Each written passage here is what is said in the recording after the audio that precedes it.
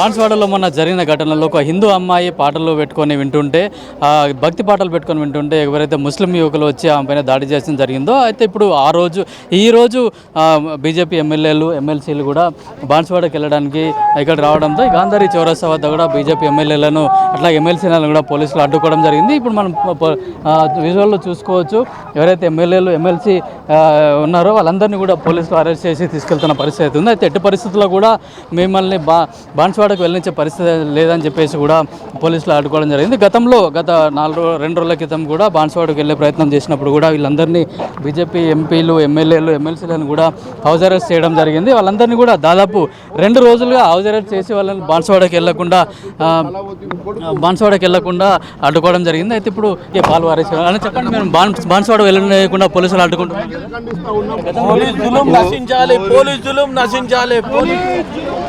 అదే వీళ్ళ పోలీసులు అయితే ఎమ్మెల్యేలు ఎమ్మెల్సీలను కూడా అరెస్ట్ చేసి తీసుకెళ్తున్న పరిస్థితి ఉంది. మీడియాకు కూడా అక్కడికి వెళ్ళడానికి కూడా అనుమతి లేదని చెప్పేసి కూడా మీడియా వాళ్ళని కూడా ఇక్కడే చౌరస్తాలో కూడా అడ్డుకోవడం జరిగింది.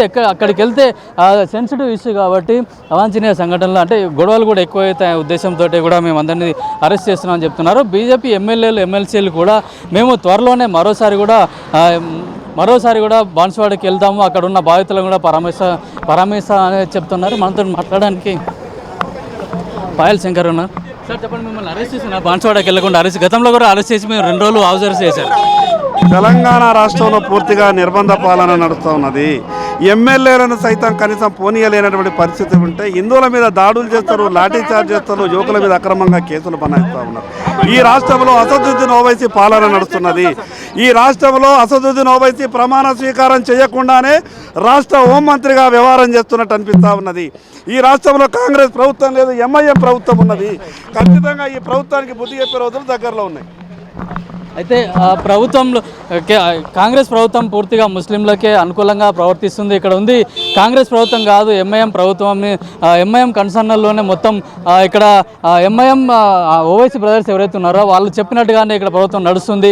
హోమ్ మినిస్టర్ అసలు ఇప్పుడు సీఎం దగ్గర ఉన్నదా శాఖ, లేకుంటే ఓవైసీ దగ్గర ఉందా అని చెప్పేసి కూడా బీజేపీ నాయకులు అయితే డిమాండ్ చేస్తున్నారు. రాష్ట్రంలో శాంతి భద్రతలు అదుపు తప్పాయి, వీటన్నిటిని కూడా కంట్రోల్ చేయాల్సిన బాధ్యత సీఎం పైన ఉంది. ఒక ప్రభుత్వం అన్నప్పుడు అందరినీ సమానంగా చూడాల్సిన ప్రభుత్వం ఒక వర్గానికి మాత్రమే కొమ్ము కాస్తుంది, వాళ్ళకు అనుకూలంగానే ప్రవర్తిస్తుంది. హిందువులపైన దాడులు జరిగినా కూడా, హిందూ ఆలయాలపైన కూడా దాడులు జరిగినా కూడా చూస్తూ ఊరుకుంటుంది, కానీ ఎట్లాంటి చర్యలు తీసుకోవట్లేదని చెప్పేసి బీజేపీ నాయకులు అయితే విమర్శలు చేస్తున్నారు. అయితే ఎట్టి పరిస్థితుల్లోనూ ఇప్పుడు అరెస్ట్ చేసినా కూడా మళ్ళీ మేము బాన్స్వాడకి వెళ్ళి తీరుతాము, తర్వాత అక్కడ ఎవరైతే ఉన్నారో వాళ్ళందరికీ కూడా బాధితులను మేము పరామర్శిస్తామని చెప్పేసి కూడా బీజేపీ ఎమ్మెల్యేలు ఎమ్మెల్సీలు చెప్తున్నారు.